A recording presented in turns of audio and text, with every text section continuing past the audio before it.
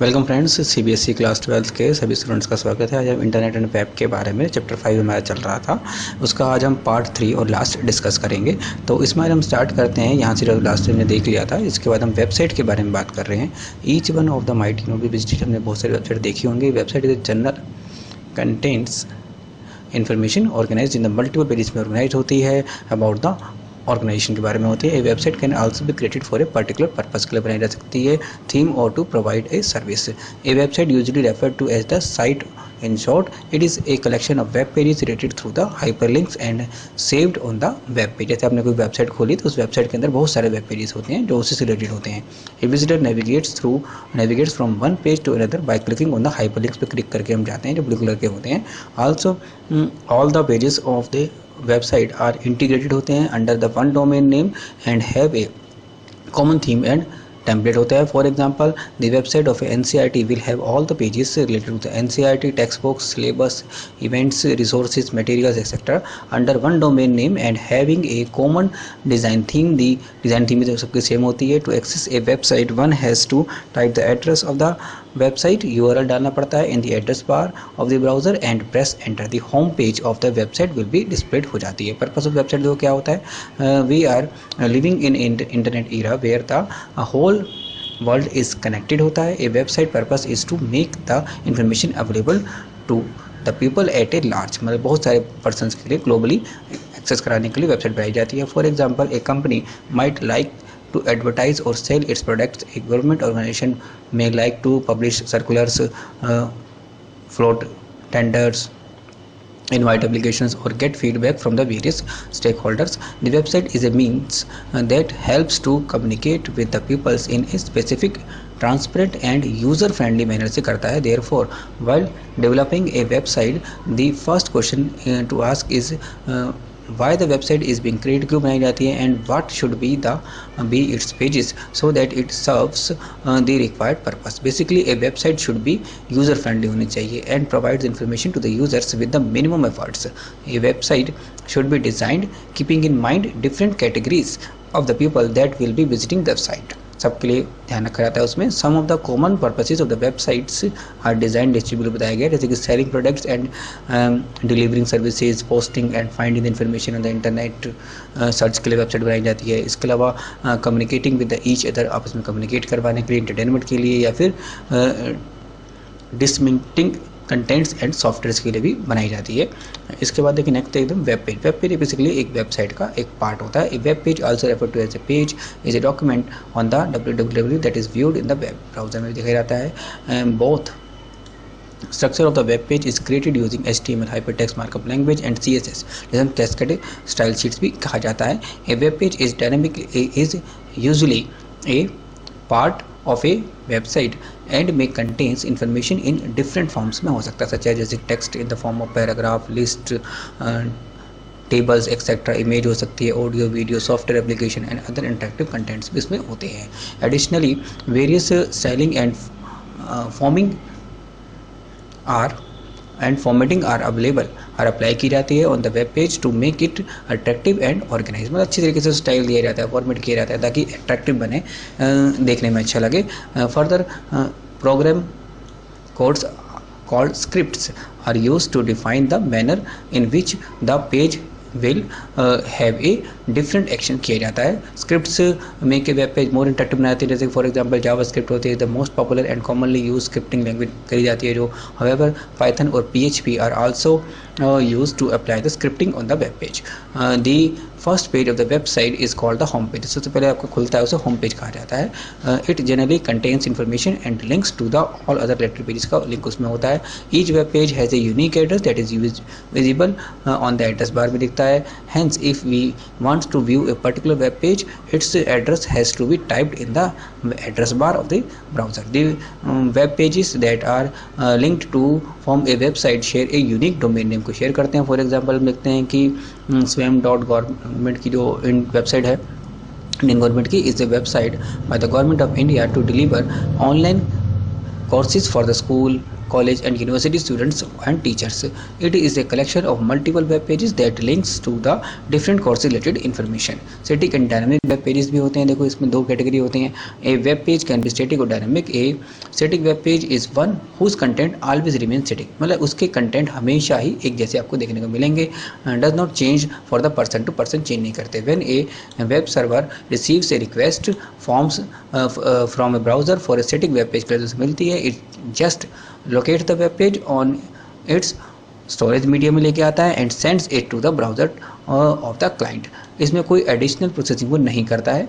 Is performing on the page, hence a static web page remains the same for all the user. That is the main theme इसका static का, कि हर एक user के लिए वो same रहता है. ब्राउज़र कुछ भी अपडेट नहीं करता है until the someone changes its code manually, जब नहीं करते हैं. Static web pages are generally written in HTML बनाए जाते हैं, जावास्क्रिप्ट एंड CSS में बनाए जाते हैं and have the extension .htm और HTML होती है. जैसे इसने HTTP रिक्वेस्ट किया ब्राउज़र ने और सीधा वो उसके पास आ गया, उठ के कुछ भी चेंजेस में नहीं किए गए, कोई प्रोसेसिंग इसमें होती नहीं है. On the other hand a dynamic web page is one in which the content of the web page can be different हो सकते हैं फॉर द डिफरेंट यूजर. मतलब हर एक दूसरे यूजर के लिए वो दूसरा वेब पेज खुलेगा. जैसे गूगल की अगर आप यहाँ खोलोगे इंडियन वेबसाइट तो .in खुलेगा, US में खोलोगे तो अपने आप ही .qs लग जाएगा. The difference is content may be because of the different choices made by the user. When a request for the dynamic web page is made to the web server भेजा जाता है, it does not simply retrieve नहीं करता है the page and the send. Before sending the requested web page, the server may perform some additional processes करता है, like getting information from the database, update करता है date को and time को, and updating weather information भी वो कर लेता है. The content of the such pages changes frequently, बदलते रहते हैं. They are more complex and thus takes more time to load than the static page के मुकाबले ज़्यादा टाइम वो लेते हैं लोड होने में. Dynamic web pages can be, जैसे हम DHTML भी कहते हैं, dynamic web pages can be created using the various languages such as JavaScript, PHP, ASP.NET, Python, Java, Ruby. इन सब से बनाए जा सकते हैं. These are the complex to construct, बहुत ही complex रहते हैं, and design as the code to perform the additional operations has to be added. Such server-side code allows the servers to change its contents each time the page is loaded. Further, most dynamic pages are linked to databases so that each time the page is uploaded होगा, the required information from the databases is retrieved to update the web page.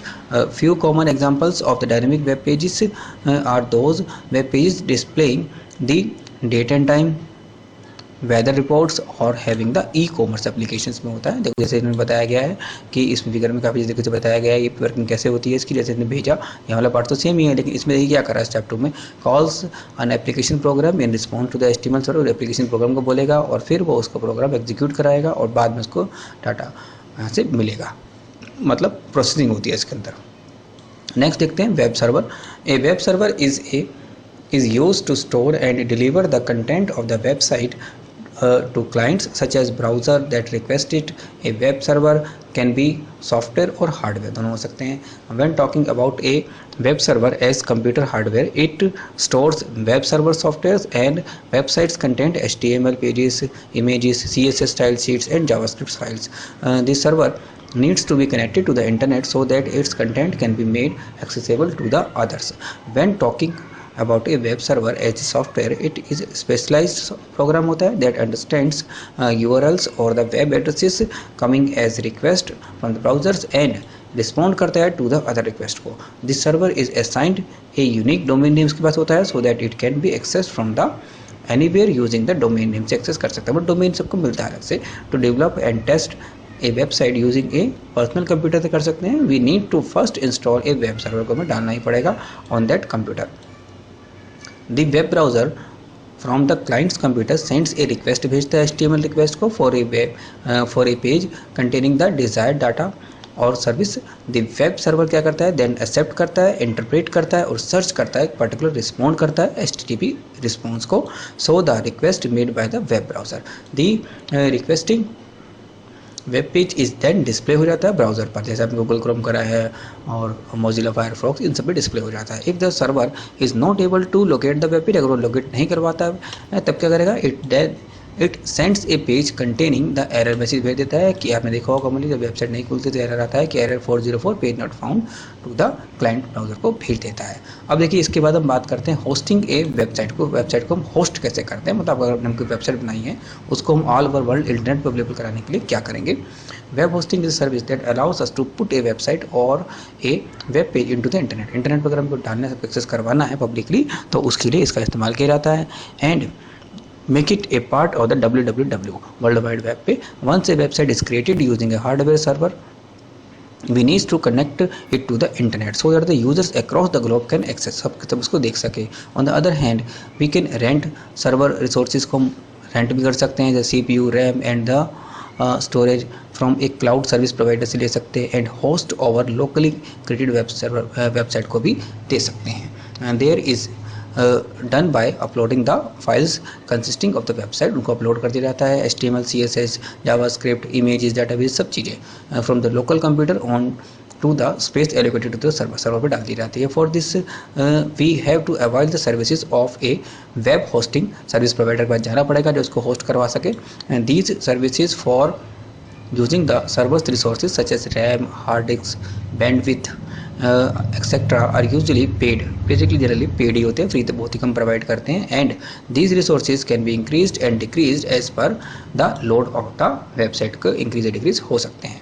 The web server whether it is a local server or a cloud server when connected to the internet is assigned a unique numeric address को हमें मिलना चाहिए और जिसे IP address भी कहते हैं और द इंटरनेट जिसे हम IP address कहा जाता है। This IP address needs to be mapped to the textual name called the domain name से उसको मैच करना चाहिए। This is because it is not convenient for the users to remember a numeric IP address, क्योंकि numeric IP address होता है उसको सबको याद रखना जरूरी नहीं होता और ना ही कोई रख सकता है इतने सारे एड्रेसेस, इसलिए अलग से नेम दिए जाते हैं। Thus for accessing a website the user enters the domain through a browser पे डालता है वो।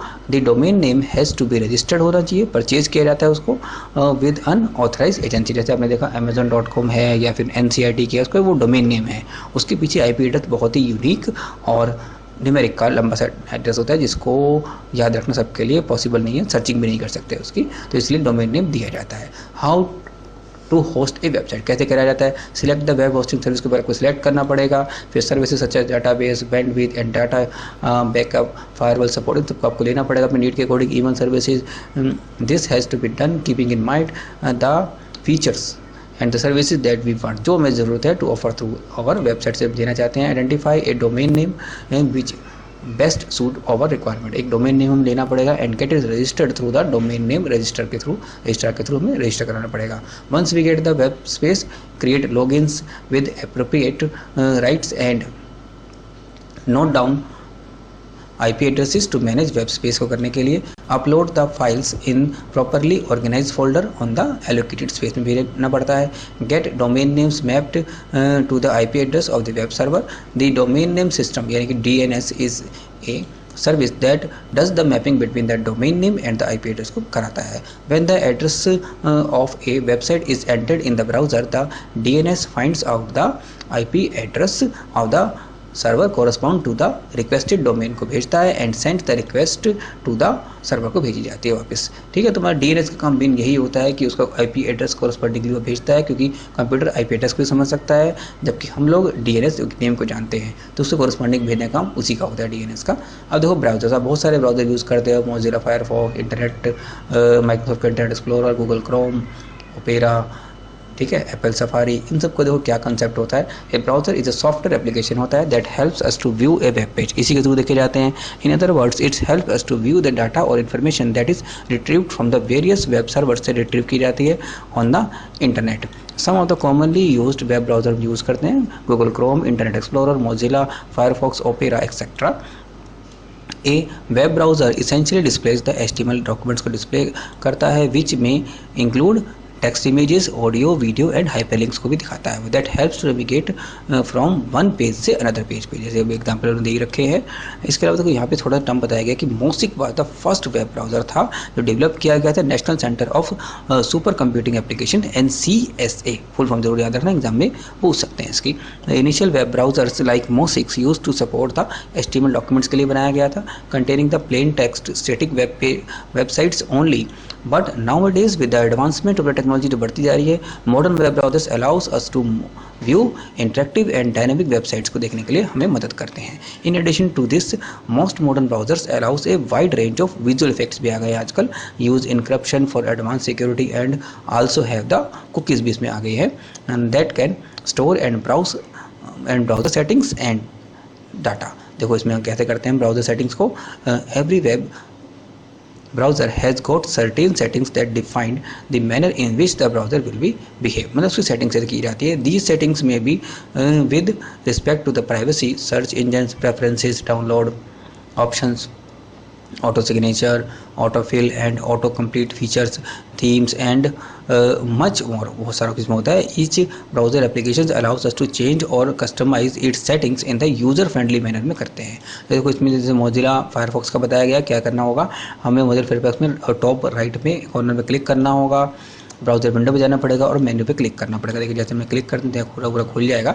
इसके बाद में ऑप्शंस को सिलेक्ट करना पड़ेगा, the preference options window will be displace in the browser में आ जाएगी, जैसे आ गई यहाँ पे। इसके बाद हमें क्या करना है कि general on the left side में देखेंगे, यहाँ पे देखिए लेफ्ट साइड में यहाँ पे मल्टीपल पैनल्स आ गए हैं टू चूज़ फॉर्म। हम जनरल कर सकते हैं, होम कर सकते हैं, search, privacy and security and synchronise. इसमें देखो जनरल टैब पैनल में बताया गया क्या फीचर्स होते हैं। Some of the options that the panel contains कौन कौन से होते हैं, सेटिंग द डिफॉल्ट ब्राउजर कैसे सेट करना है, ठीक है, लैंग्वेज एंड अपीयरेंसेस, फिर डाउनलोड फाइल्स एप्लीकेशन कहाँ पे रखी जाएंगी, फायरफॉक्स के अपडेट की सेटिंग क्या करनी है, ब्राउजिंग एंड नेटवर्क सेटिंग्स।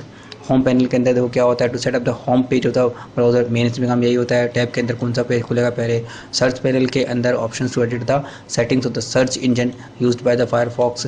फिर प्राइवेसी एंड सिक्योरिटी पैनल्स के अंदर these panels contain the options of the to secure the browser and data. It include the following: enhancement, tracking protection, forums and the passwords, history and the address bar, cookies and the site data, permission to view the pop-ups, windows and install add-ons को लिए भी ज़रूरी होता है ये।